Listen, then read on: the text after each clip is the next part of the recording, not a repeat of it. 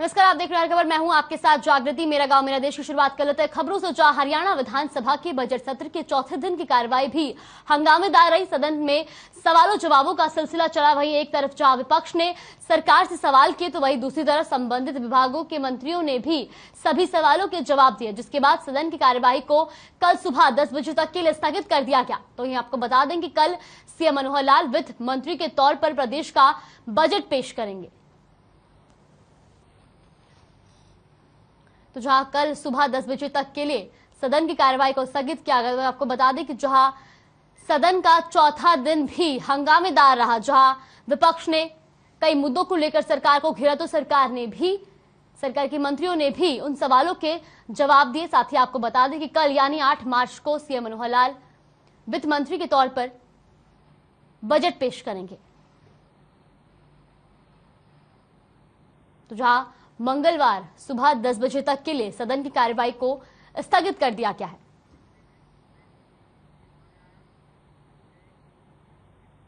उप मुख्यमंत्री दुष्यंत चौटाला ने सदन में कहा कि सड़कों के माध्यम से राज्य की ईस्ट से वेस्ट तक सीधी कनेक्टिविटी की जा रही है ताकि प्रदेश में यातायात सुगम हो और लोगों को सुविधा हो।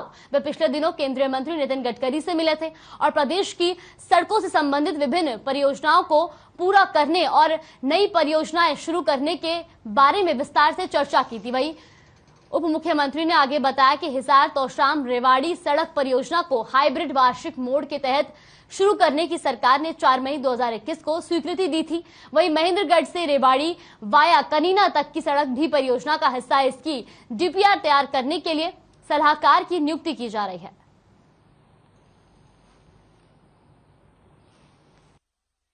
ट्रैफिक सेंसस हमने करवाया और फिजिबिलिटी और राइट ऑफ वे वहां मिला। इसकी डीपीआर कंसल्टेंट को दे दी गई है। जैसे ही डीपीआर हमारे पास आएगी अगले वित्त वर्ष में जो अप्रैल से शुरू होगा, इसको हाइब्रिड एन्युटी मोड के अंडर स्टेट गवर्नमेंट टेकअप करेगी। मगर साथ में मैं माननीय सदस्य को बताना चाहूंगा, क्योंकि एक ये ऐसा स्ट्रेच है जिसके लिए पिछले दिनों नितिन गडकरी जी से भी मेरी चर्चा हुई थी, जो माननीय केंद्र के मंत्री हैं, और हमने हिसार से तोशाम बारडा होते हुए महेंद्रगढ़ कनीना रेवाड़ी से लेके केएमपी तक के इस स्ट्रेच को, क्योंकि ये लगभग 7 नेशनल हाईवेज को क्रॉस करता हुआ स्ट्रेच है, इसको एनएचएआई द्वारा टेकअप करने की उनसे मांग करी है। वो भी इसकी फिजिबिलिटी दिखवा रहे हैं और हमारा तो ये प्रयास है 4 लेन नहीं, इसको भी एक्सेस कंट्रोल 6 लेन हाईवे के तौर पर हम डेवलप करें, जिससे ज्यादा नागरिकों को फायदा हो और इस पूरे इलाके की एक ईस्ट वेस्ट कनेक्टिविटी इसके माध्यम से हो। मैं सदन के माध्यम से माननीय सदस्य को ये बताना चाहूंगा कि जैसे ही इसकी डीपीआर आएगी, एडमिनिस्ट्रेटिव अप्रूवल स्टेट भी देगी और हमें इंतजार भी रहेगा। अगर केंद्र पॉजिटिव उससे पहले करता है तो बहुत अच्छी बात है, नहीं तो स्टेट एचएएम के अंडर इसको बनाने का काम। तो ये बजट सत्र के चौथे दिन सदन में नूंह से कांग्रेस विधायक ने पानी निकासी का मुद्दा उठाया, जिसका जवाब देते हुए कृषि मंत्री जेपी दलाल ने कहा कि भूमिगत जल स्तर सुधारने का काम लगातार जारी है। साथ ही जेपी दलाल ने कहा कि सभी विभागों से मिलकर समस्या का समाधान निकालने का प्रयास किया जा रहा है।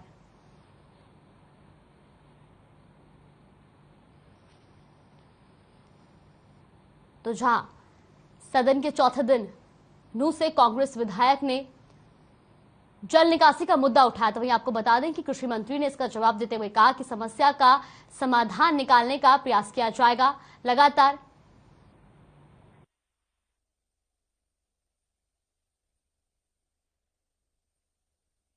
पानी कोटला ड्रेन, चंदनी कट ड्रेन में छोड़ा जाता है।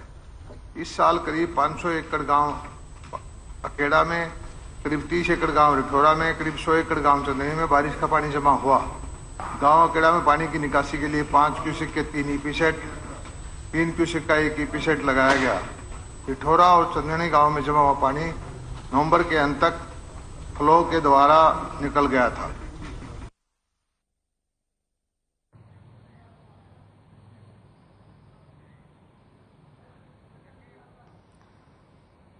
तो जहां सदन के चौथे दिन नूंह से कांग्रेस विधायक ने जल निकासी का मुद्दा उठाया, तो वहीं आपको बता दें कृषि मंत्री जेपी दलाल ने इस पर जवाब देते हुए कहा कि समस्या का समाधान निकालेंगे। साथ ही उन्होंने कहा कि भूमिगत जल स्तर का काम लगातार जारी है। तो जहां कांग्रेस विधायक ने पानी निकासी का मुद्दा उठाया, तो वहीं कृषि मंत्री जेपी दलाल ने भी इस पर जवाब देते हुए कहा कि समस्या का समाधान निकालेंगे। और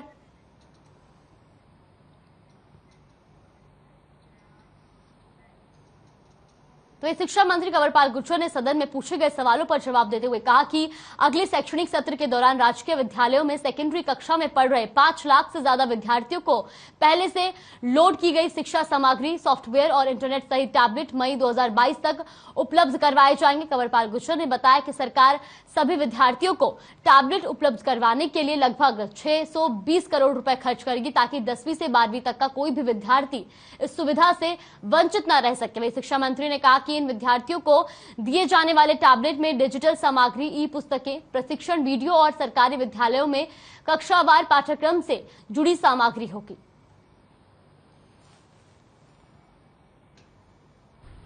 हाँ श्रीमान जी, अगले शैक्षणिक स्तर के दौरान राजकीय विद्यालयों में सेकेंडरी कक्षाओं में पढ़ रहे 5 लाख से अधिक विद्यार्थियों को पहले से लोड की गई पाठ्य सामग्री व पहल सॉफ्टवेयर युक्त निःशुल्क इंटरनेट डेटा सहित टैबलेट उपलब्ध कराए जाएंगे। खैर, यह प्रस्ताव मई 2022 तक क्रियान्वित किए जाने की संभावना है। हमने 67 कॉलेज इन 7 साल में खोले, जो कि अपने आप में रिकॉर्ड है, कभी किसी सरकार ने खोले। और पिछले पूरे कार्यकाल में सुनो, अब बात तो सुन लो मेरी, वो जो बातें उसने कही उसका मैं जवाब दूंगा। सुन लो, आप बीच में क्यों परेशान है? बैठ जाओ, सुन लो जवाब। हमने 67 कॉलेज खोले, जिससे साफ प्रमाणित होता है कि हम चिंतित हैं एजुकेशन के प्रति। जहां पहले पूरे कार्यकाल में 22 संस्कृति स्कूल खोलने का काम किया, वहां हमने 114 2 साल में खोलने का काम किया। इससे पता चलता है कि हम शिक्षा के प्रति गंभीर हैं। जो बात माननीय सदस्य ने कही, उनके अपने वहां जहां पे उन्हें कॉलेज की मांग की, वहां पे अपने आप ही लड़कियों का कॉलेज है। माननीय मुख्यमंत्री जी ने जो घोषणा की, वो उन्होंने ये घोषणा की कि कोई भी बेटी 20 किलोमीटर से ज्यादा दूर शिक्षा ग्रहण करने के लिए नहीं जाएगी। तो ये तो 0 किलोमीटर है वहां है। जहां तक दूसरी बात करे, इन्होंने कहा तो ओडल में पहले ही जो 19 किलोमीटर दूर है वहां पे कॉलेज है। और दूसरी बात, मैं और भी हाउस को एक बात कहना चाहता हूं कि वहीं बादली से कांग्रेस विधायक रघुवीर कादियान ने प्रेस कॉन्फ्रेंस कर कहा कि आपस में अलग ओपिनियन होते हैं, सदन में एक दूसरे का सम्मान करना चाहिए। साथ ही आपको बता दें कि इसी के साथ उन्होंने सदन में हुए बर्ताव को लेकर भी माफी मांगी और कहा कि मैं सदन की गरिमा को जानता हूं, सभी सदस्यों की इज्जत करता हूं और जो कुछ हुआ उसके लिए खेद प्रकट करता हूं। बिल को फाड़ना मुझे पता था, सदन की गरिमा से बात की बात, ये शोभनीय नहीं है, सीनियर आदमी के लिए ये वो नहीं है।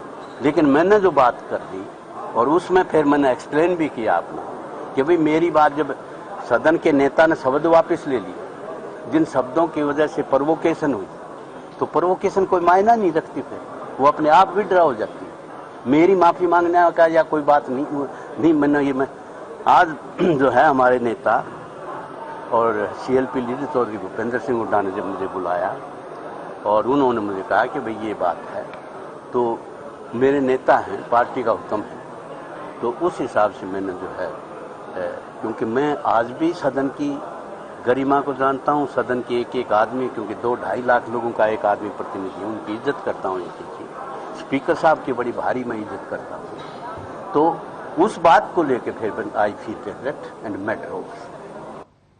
तो त्योहारी सीजन में आजकल प्रदेश में मिलावटखोरों का गैंग एक्टिव है और मौत का खेल खेला जा रहा है। आपको बता दें कि जहां लोगों की सेहत के साथ भी खेल खेला जा रहा है। दरअसल पलवल में पुलिस ने नकली मिलावटी पनीर का जखीरा पकड़ा है। पनीर की मात्रा भी थोड़ी मोड़ी नहीं, करीब 1500 किलोग्राम है। तो ये आपको बता दें कि पुलिस ने जहां ये जखीरा पकड़ा, तो ये आप देखिए पूरी रिपोर्ट और जानिए पूरा मामला।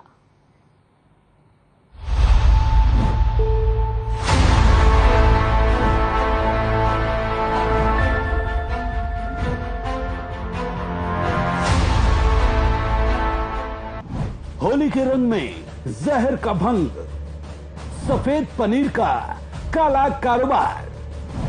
अगर आप भी हैं पनीर के शौकीन तो संभल जाइए और हो जाइए सफेद जहर से सावधान। फागुन का महीना है और नक्कालों की कमाई का जरिया है और कमाने का धंधा है सफेद जहर। जी हां, इन दिनों सफेद जहर का व्यापार खूब फल फूल रहा है। और खेला जा रहा है लोगों की जान के साथ। सही सुन रहे हैं आप, कुछ लोग अपनी काली और मोटी कमाई के लिए आपकी जान के साथ खिलवाड़ कर रहे हैं। इसलिए अब आपको पहले से ज्यादा सावधान रहने की जरूरत है। अगर आप भी पनीर खाने के शौकीन हैं तो आपको बेहद सावधान रहने और एहतियात बरतने की जरूरत है, क्योंकि इन दिनों सफेद जहर आपके बाजार में बिक रहा है, वो भी धड़ल्ले के साथ, जिसकी वानगी आज हम आपको बताने जा रहे हैं।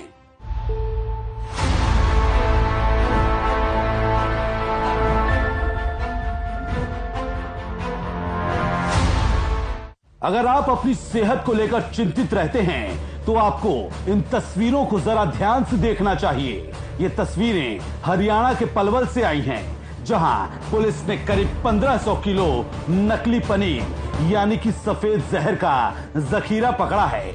पलवल के सदर थाना पुलिस ने दुर्गापुर गांव के पास शक के बिना पर एक पिकअप को रोका तो पाया कि गाड़ी में सिर्फ और सिर्फ पनीर लदा है, लेकिन पुलिस को सफेद और चमचमाते पनीर में कुछ काला नजर आया और पूरे पनीर को जब्त कर लिया और करीब 15 किलो पनीर का सैंपल लेकर जांच के लिए चंडीगढ़ लैब में भेज दिया।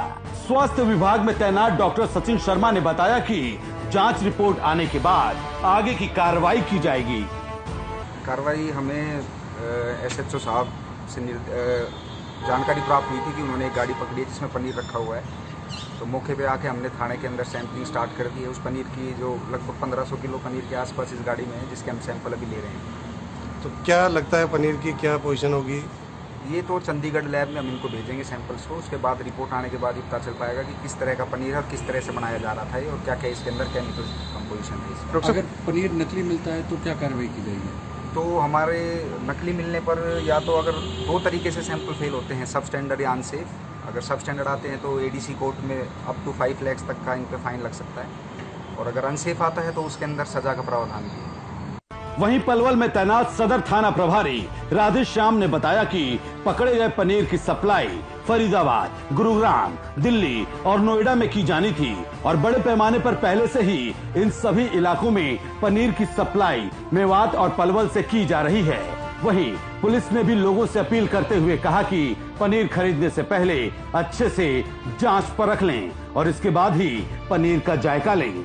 ये हम गश्त के दौरान थे रात को, और उस दौरान दुर्गापुर हथीन रोड पर दुर्गापुर के पास से हमने एक पिकअप पकड़ी थी जिसमें पनीर भरा हुआ था, जो संदिग्ध लग रहा था, नकली होने का पूरी शंका थी।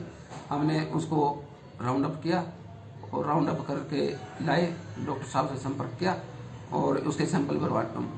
मेवात से हथीन एरिया का गुराक्सर गांव पड़ता है, वहां बन रहा था और इसको सप्लाई के लिए दिल्ली लेकर जा रहे थे।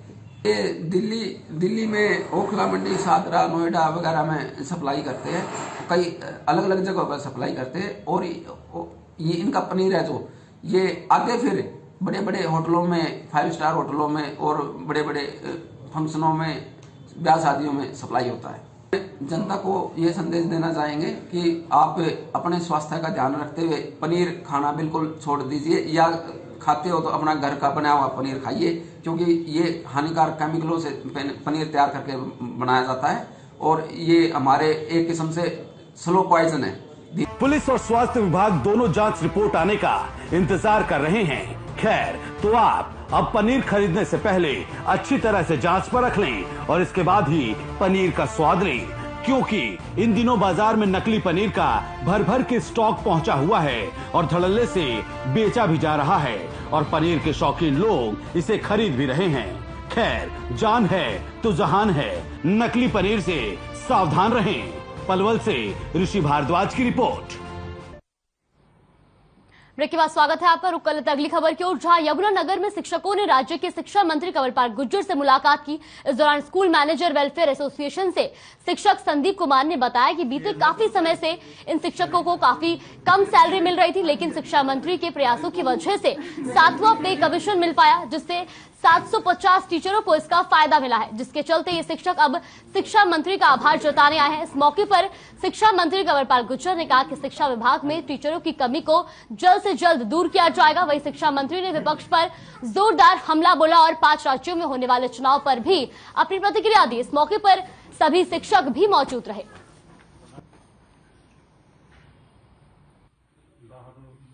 जो सभी साथी आए असिस्टेंट मैनेजर MIS, उनका पद नाम बदल दिया IOM। तो इन साथियों को जी पिछले समय से काफ़ी कम सैलरी मिल रही थी, तो आदरणीय शिक्षा मंत्री जी के आशीर्वाद से, मुख्यमंत्री जी के आशीर्वाद से सभी को 7th पे कमीशन मिल गया है, सभी सैलरी बढ़ गई है। इसलिए इनका आभार व्यक्त करने के लिए यहाँ पर आए थे। लगभग 750 आदमी के आसपास फायदा हुआ जी पूरी स्टेट के अंदर, हरियाणा स्टेट के अंदर।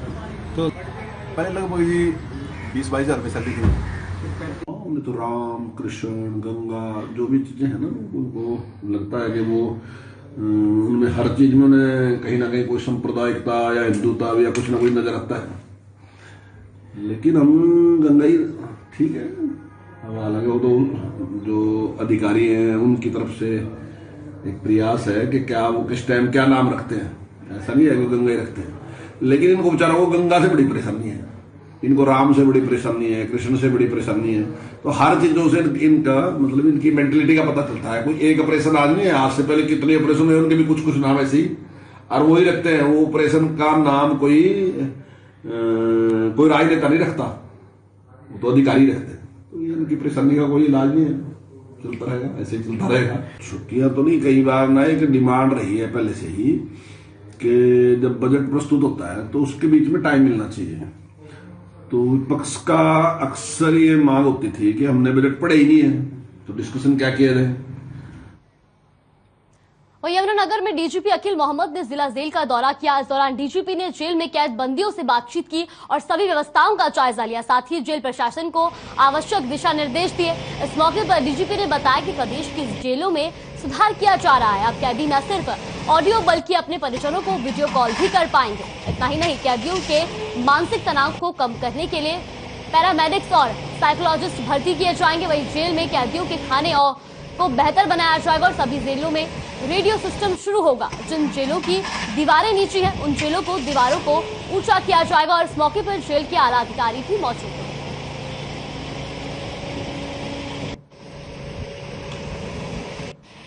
अच्छी वेल केप्ट जेल है हमारी, नई बनी है, 2010 के आसपास बनी थी। 12 साल हो गए जेल को बने, और प्रशासन ठीक है, यहाँ का चुस्त दुरुस्त प्रशासन है। तो कुछ एक जो मुझे लगा कि फर्दर इम्प्रूवमेंट हम कर सकते हैं, उसके बारे में मैंने इंस्ट्रक्शंस दी, डायरेक्शन दी, और क्या क्या इम्प्रूवमेंट हम कर सकते हैं इसमें। कोशिश कर रहे हैं कि जो कैदियों का जो खाना है उसके लिए ट्राई कर रहे हैं कि और अच्छा खाना कैसे हो सके। हालांकि कैदी सभी ये कह रहे थे कि अच्छा खाना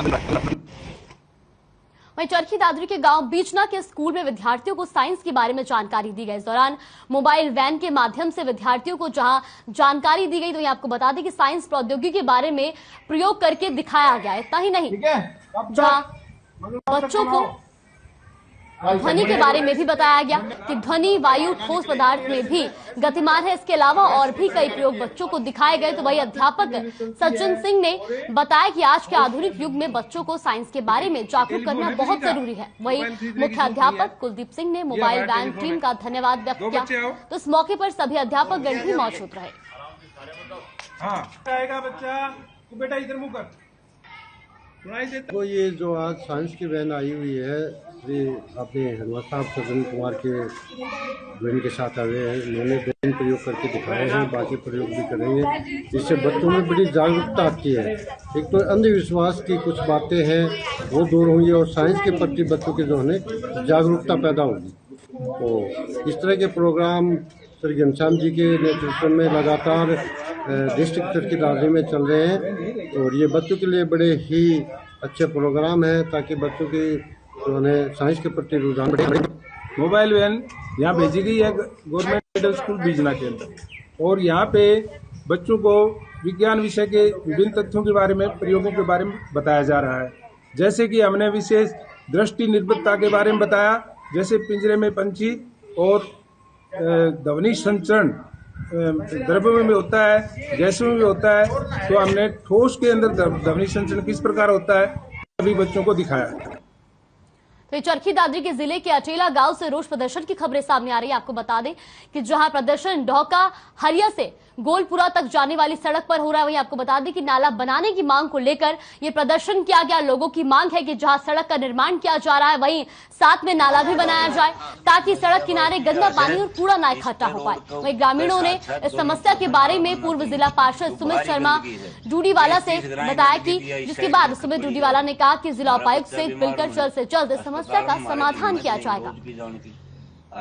20-30 ग्राम गंदगी उठ रहे हैं तो नाला ही सुविधा हमारी साथ मिलेगा। तो गांव डोकारिया में पहुंचे हैं। ये हमारी माताएं बहनें हैं, बुजुर्ग हैं, ताऊ जी हैं, सारे युवा साथी हैं। गांव में से रोड निकल रहा है जो कि अटेला से डोका होके डूडीवाड़ा होके गोलपुरा तक नया रोड बन रहा है। तो रोड बनने में ये रोड जो है टाइल वगैरह लगा के ऊंचा उठता है, तो गांव में काफ़ी परेशानी होती है। रोड के नज़दीक जो गांव लगते हैं, घर लगते हैं, उनमें ज़्यादा पानी भरा रहता है, वो पानी नहीं निकल पाता। तो बहुत मोटी समस्या है। गांव वालों को बताने का मकसद है कि ये जो रोड बनेगा इसके दोनों साइड में नाला होना चाहिए। तो मैं अभी सभी मेरे बुजुर्ग हैं, मेरे माता पिता हैं, भाई बंधु हैं, सभी को मैं यही आश्वासन देता हूं कि ये जो रोड बन रहा है ना, इसके दोनों तरफ नाला जल्दी से जल्दी इसको नाले को समाधान करवाएंगे। तो अगली खबर भट्टू कला से है, जहां आंगनवाड़ी वर्कर्स ने प्रधान अनीता देवी की अध्यक्षता में सीडीपीओ ऑफिस पर घेराव किया। दरअसल यूनियन को पता था कि सीडीपीओ आंगनवाड़ी वर्कर्स की चल रही है। वही हड़ताल को रोकने के लिए वो गांव में राशन बांटने वाली थी, जिसके चलते वर्कर्स ने सीडीपीओ को चेतावनी देते हुए दफ्तर का घेराव किया। तो ये सरकार के लिए शर्म की बात हो चुकी है, क्योंकि हड़ताल के दौरान वर्कर और हेल्पर का जो धरना चल रहा है 8 दिसंबर से लगातार, उन्होंने आज सीडीपीओ भट्टू कला का घेराव किया था। मैं सर्व कर्मचारी संघ का जिला कैशियर होने के नाते सर्व कर्मचारी संघ इनकी तन मन धन से मदद कर रहा है और लगातार इन बहनों को कोई दिक्कत नहीं आएगी। सुबह भी करना है, शाम को फिर भी लगातार आप डटी हुई है और आपकी आज धरने को। फिलहाल के लिए मेरा गांव मेरा देश में बस इतना ही। बने रहिए हमारे साथ। नमस्कार।